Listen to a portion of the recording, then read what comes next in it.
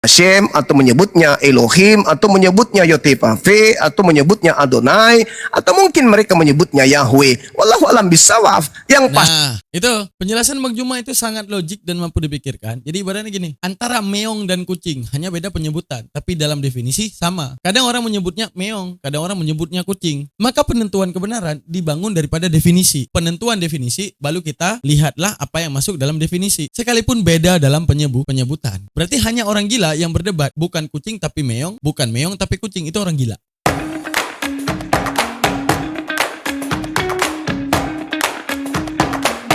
Oke, assalamualaikum warahmatullahi taala wabarakatuh. Kita akan membahas video ini di mana di sini ada Bang Zuma dan Mikana. Tahu nggak kalian siapa Mikana? Yang dulunya adalah orang yang mengajarkan Tritunggal, akhirnya pusing sama Tuhannya hingga kemudian dia berpindah keimanannya kepada Oneness. Nah, kalau Tritunggal itu 3 dalam 1, kalau ini 1 di dalam 1 itu ada 3 orang. Nah itulah pemahaman Oneness ya guys ya.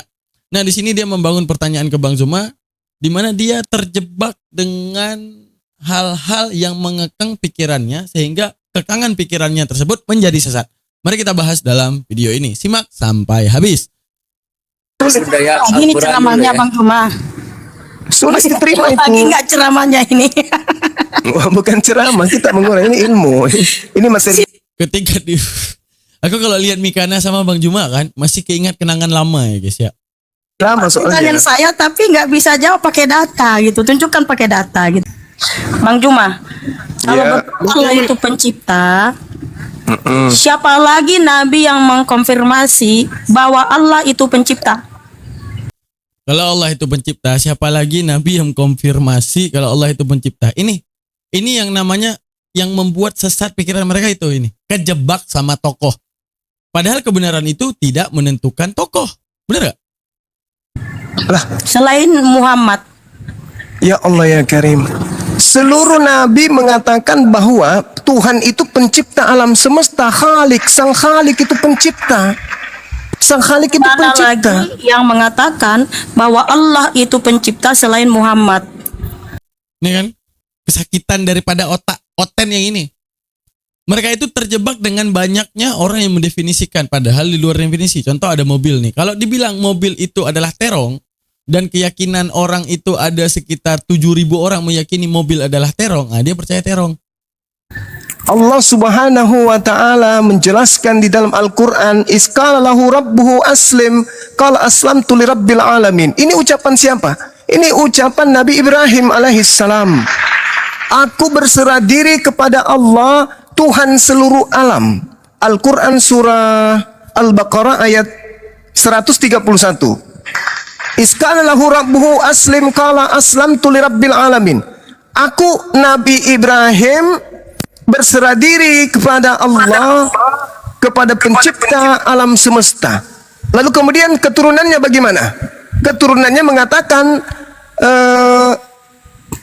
qulu amanna billah wa ma unsila ilaina wa ma unsila ila Ibrahim wa Ismail wa Ishaq wa Yaqub wal asbati wa ma utiya Musa wa Isa ma utiya nabiyuna min rabbihim la nufarriqu baina ahadin minhum wa nahnu lahu muslimun.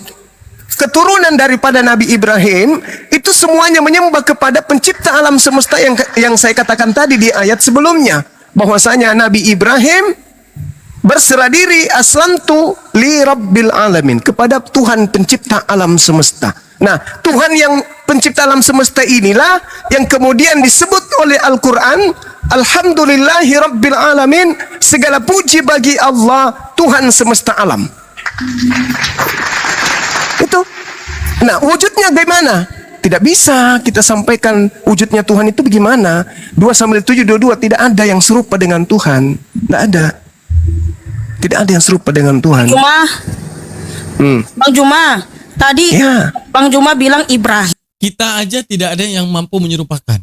Contoh saya, cuma ada satu-satunya di muka bumi yang saya, apalagi Tuhan. Apakah Ya. Al-Quran itu tulisan Nabi Ibrahim?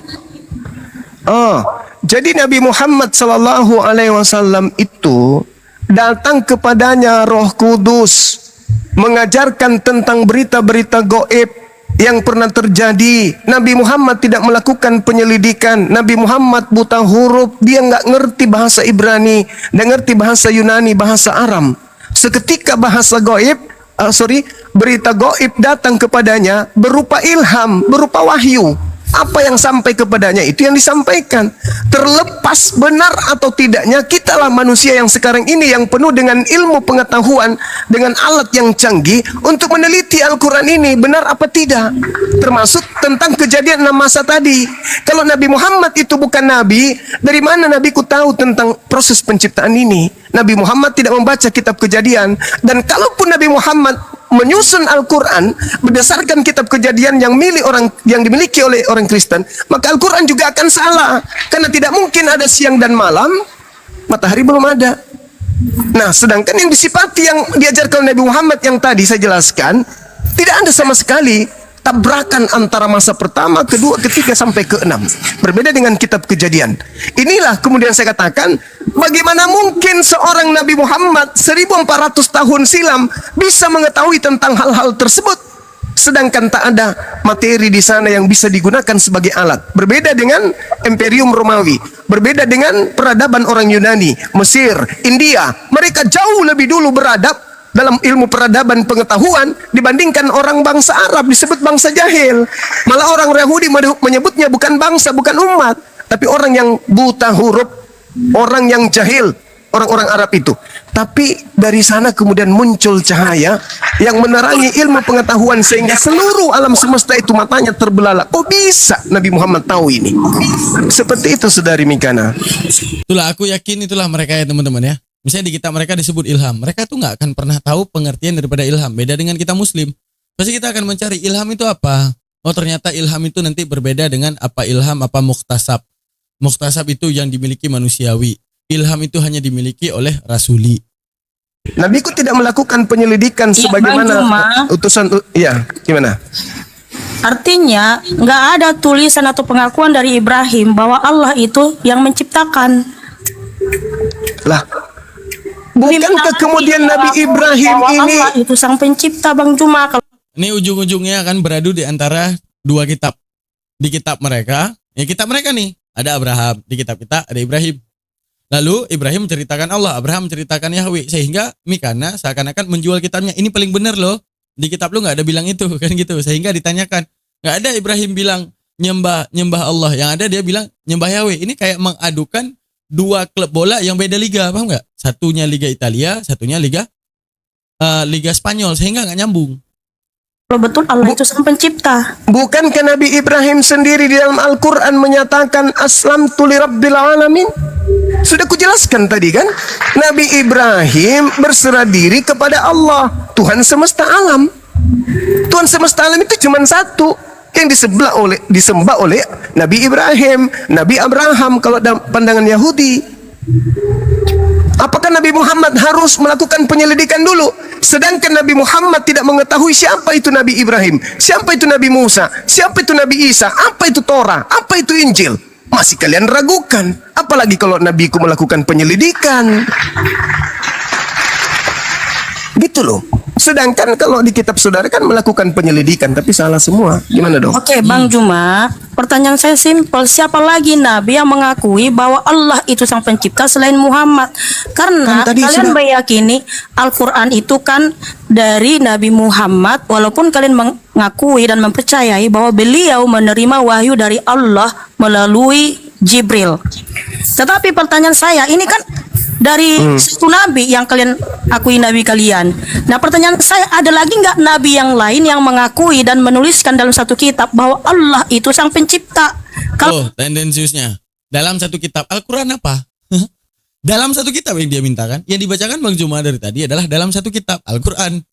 Menceritakan bahwa mulai daripada Nabi Adam, Nuh, Saleh dan semuanya tahu akan adanya nabi terakhir yaitu Nabi Muhammad SAW. Itulah yang aku bilang bahwa otak mereka itu kejebak dengan tokoh.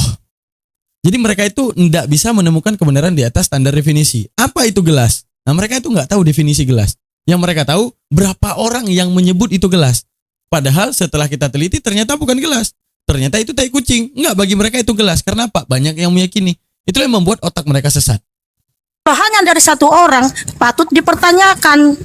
Tapi kalau Oke. dari satu orang pasti sah dan benar. Nah, pertanyaan Oke. saya, siapa lagi nabi yang mengakui bahwa Allah itu sang Oke. pencipta? Baik, kitab kami itu cuma satu, Saudari Mikana, Al-Quranul Karim. Am kuntum syuhada is hadar Ya'qubal maut is qala li banihi ma ta'buduna min ba'di qalu na'budu ilahaka wa ilaha abaika Ibrahim wa Ismail wa Ishaqa ilaha wahida wa nahnu lahu muslimun. Apakah kamu menjadi saksi saat maut akan menjemput Yakub? Ketika kemudian Yakub berkata kepada anak-anaknya, apa yang kalian akan sembah sepeninggalku wahai anak-anakku?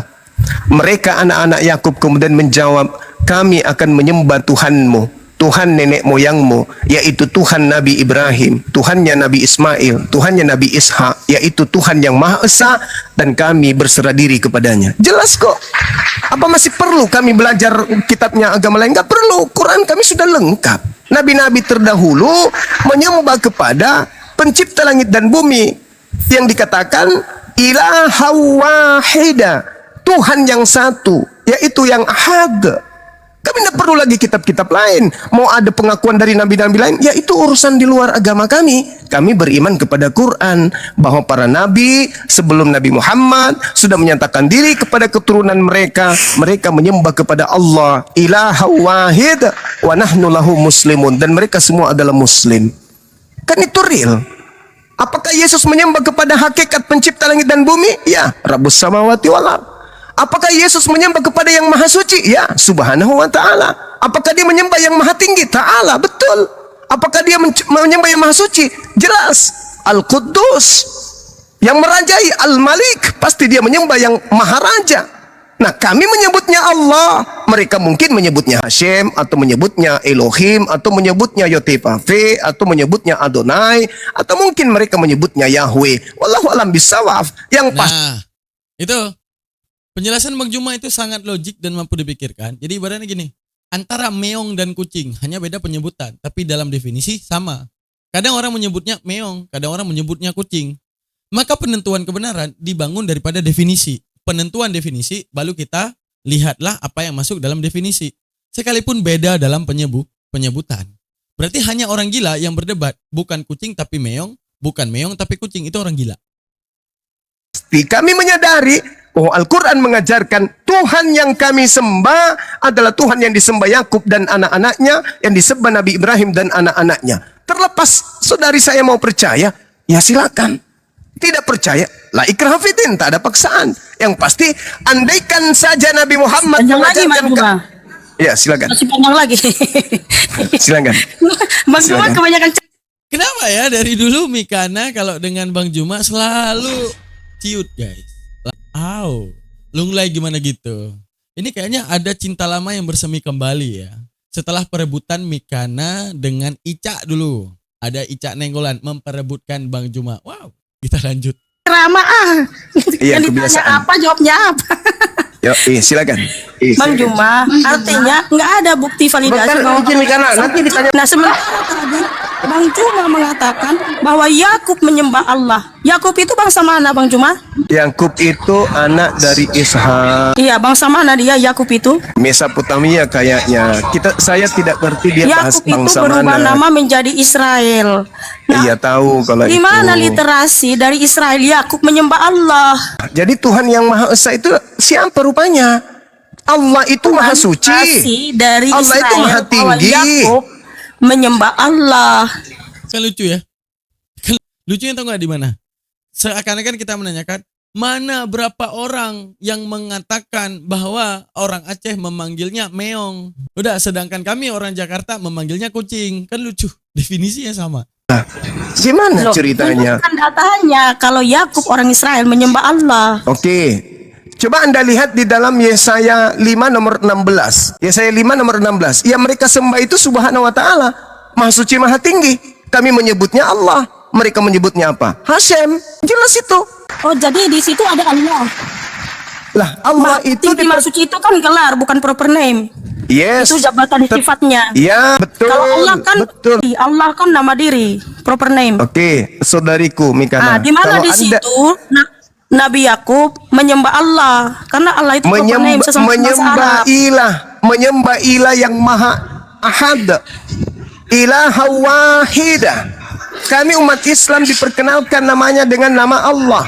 Orang-orang terdahulu mungkin mereka menyebutnya Elohim, tetapi dalam kaidah Islam Allah sudah menyatakan diri memilih orang-orang Yahudi, memilih Bani Israel. Di dalam Al-Quran sudah dijelaskan bahwa Allah telah memilih mereka. Pasti nggak paham dia nih. Seakan-akan Bang Juma mau bilang, lu tentuin dulu definisi soal penyebutan terserah. Misalnya kayak tadi tuh antara kucing dan meong. Terserah lu menyebut kucing boleh. Lu menyebut tuh meong boleh. Ada orang lain menyebut meow boleh. Definisinya apa? Kalau definisinya sama, maka tidak akan keluar daripada definisi. Maka bendanya itu juga. Tapi aku yakin ini Mikana nggak akan paham. Pilih mereka 12 suku dari Bani Israel. Al-Quran surah Al-Ma'idah yang menjelaskan itu. Artinya bahwa ketika kami dituntut, di mana orang Yahudi menyebut Tuhan mereka dengan sebutan Allah, kami tidak menemukan di dalam kitab mereka kata Allah. Di dalam kitab mereka kata Allah itu kami tidak temukan. Kenapa Bang Juma mengatakan Yakub menyembah Allah sementara sekarang permasalahannya kitab saya mengatakan itu. Yakub itu menyembah Yahweh, bukan ya, kitab Allah. saya mengatakan menyembah Allah. Walaqad akhadallahu mitsaqa bani Israil wa ba'atsna minhum 12 naqiban wa qala Allah inni Nabi Muhammad diberitakan, wahai nabiku, sebelum aku mengutus engkau, aku dulu pernah memilih Bani Israel. Dulu pernah aku mengangkat 12 pemimpin di antara mereka. Lalu aku berkata kepada mereka, inni ma'akum. Itu iman kami. Kata Quranku, Allah pencipta langit dan bumi dulu pernah memuliakan, pernah mengangkat, pernah kemudian menyanjung Bani Israel. Tetapi mereka mengingkari perjanjian-perjanjiannya dengan Tuhan kami, sehingga Allah kami murka kepada Bani Israel. Nah sekarang Anda mengatakan nih, mana di dalam kitabnya orang Yahudi disebut Allah? Sekali lagi saya katakan, kalau Anda mencari di dalam kitabnya orang Yahudi hari ini, kami tidak menemukan itu. Lalu apakah kemudian gugur iman kami? Tidak, karena iman kami Al-Quran, bukan kitab Tanakh, bukan perjanjian lama. Mereka kemudian bisa menyebutnya Hashem, silakan, itu iman mereka. Tapi kami menyebutnya Allah. Ketika mereka mengingkari, tidak ada kok dalam kitab kami sebutan Allah itu nggak ada kok. Ya sudah, berarti Tuhanmu, Tuhanku, Tuhanku. Lakum dinukum waliyadin, kan gitu. Tetapi yang pasti kami beriman. Walaqad akhadallahu mitsaqa bani Israil wa ba'atsna minhum 12 naqiban wa qala Allah inni ma'akum. Dulu aku benar-benar mengambil perjanjian dengan Bani Israel. Aku telah mengangkat 12 orang pemimpin di antara mereka. Lalu Allah berfirman kepada mereka, aku bersama kalian, inni ma'akum.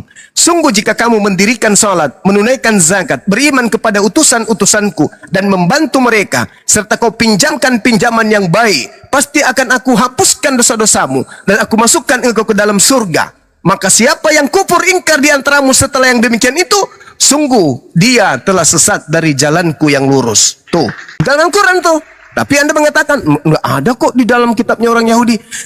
It's okay, nggak masalah. Itu kitabnya mereka. Kitabnya kami, kitabnya kami. Bang, izin bang, Kan aku pernah baca bang. Oke, kita bahas saja ya kebodohan cara mereka berpikir. Kenapa kita bilang kebodohan cara mereka berpikir? Tidak lain mereka hanya dikekang dengan tokoh tanpa mengabaikan segala ilmu yang pernah dipelajari. Pertanyaan saya yang pertama, mereka sekolah nggak? Itu pertanyaan saya yang pertama ya. Karena nampak kayak nggak sekolah.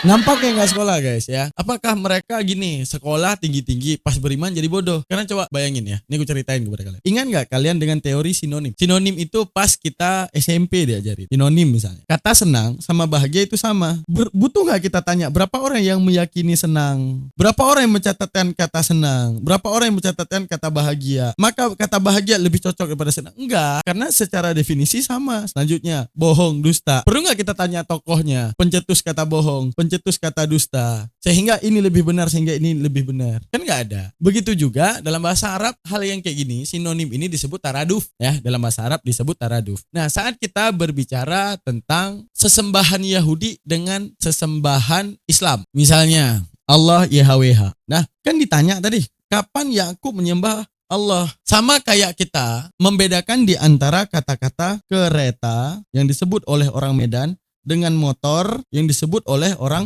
Jakarta. Lalu kita bilang, Ustadz Somad suka naik motor. Lalu orang Medan bilang, wah gila keretanya Ustadz Somad keren banget. Nah, si Mikana kalau berada di posisi ini, sejak kapan Ustadz Somad itu naik kereta? Karena apa? Tidak lain dan tidak bukan, dia hanya kejebak di nama, tapi lupa terhadap arti daripada definisi. Sedangkan saat dia membedah definisi, kita cari tahu dulu.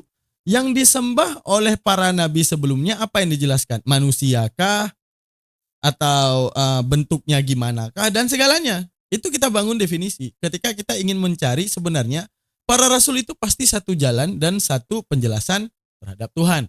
Kita harus mencari, para rasul itu nyembah Tuhan dengan definisi apa sih? Misalnya, setuju nggak? Tuhan itu yang mengawali, bukan yang diawali. Maka Tuhan itu tidak boleh adanya kata lahir. Ini tidak boleh ada pada Tuhan. Kenapa? Karena setujunya otak manusia bahwa Tuhan tidak dilahirkan. Kenapa setuju dengan kata-kata tidak? Kenapa setuju dengan kata-kata tidak dilahirkan? Karena tadi ketika makhluk didapati awal pada penciptaannya, maka yang tentunya ditolak oleh akal manusia terhadap awalnya makhluk, yaitu awalnya Tuhan. Karena pastinya penentuan terhadap awal makhluk didasari oleh Tuhan. Bagaimana mungkin dia berawal? Maka tolaklah narasi Tuhan lahir. Lalu, definisi apa yang dibangun oleh para rasul? Tuhan tidak bisa dilihat. Karena apa? Berbeda dengan makhluknya. Maka kita harus mencari dulu definisi yang dibangun para rasul. Terserah apapun golongannya. Paham maksudnya? Contoh, kita punya nenek. Contoh, kita punya nenek. Dan nenek kita itu tinggal di Batavia. Udah, kita sekarang hidup. Contoh saya, Daman, tinggal di Jakarta. Ini udah bodoh amat tentang namanya. Kalau ditanya, nenekmu orang mana? Daman menjawab dengan apa? Jakarta. Karena apa? Ini penamaan terbaru di mana saya serumah dengan nenek saya sekarang. Sekalipun pada masanya disebut Batavia. Bisa dipahami? Jadi jangan terjebak sama nama, tapi terjebaklah dengan definisi. Oh, di tanah tempat kelahiran saya dan rumah yang diduduki oleh nenek saya itu sama. Penyebutannya saja beda. Itulah yang mengekang otak mereka itu jadi bodoh. Karena mereka itu terjebak daripada menentukan sesuatu itu menurut keyakinan orang lain, bukan terhadap standar benar yang diyakini oleh mereka sendiri. Itulah kecacatan berpikir daripada mereka. Makanya dari tadi saya menyimak bahwa Mikana ini salah dalam bertanya, bukan lagi tentang menanti jawab, bukan. Ketika dia bertanya, nabi mana lagi yang meyakini Allah itu Tuhan? Sama kayak kita mau mengatakan orang mana lagi yang menyebut ini gelas. Sedangkan pembuktian ini gelas bukan dari orang mana yang mengatakan itu gelas. Tapi definisi gelas itu apa? Sehingga tidak terbodohkan hanya karena penyebutan nama. Selamat datang di Islam yang rahmatan lil alamin, yang mengajarkan manusia untuk berpikir dan mengembalikan otak manusia ke arah yang benar, bahkan menemukan Tuhan yang benar, tidak terjebak oleh dogma-dogma dan doktrin buta yang membuat otak itu berantakan. Terima kasih banyak. Saya Daman Huri. Saya akhiri dengan Assalamualaikum warahmatullahi wabarakatuh. Bye.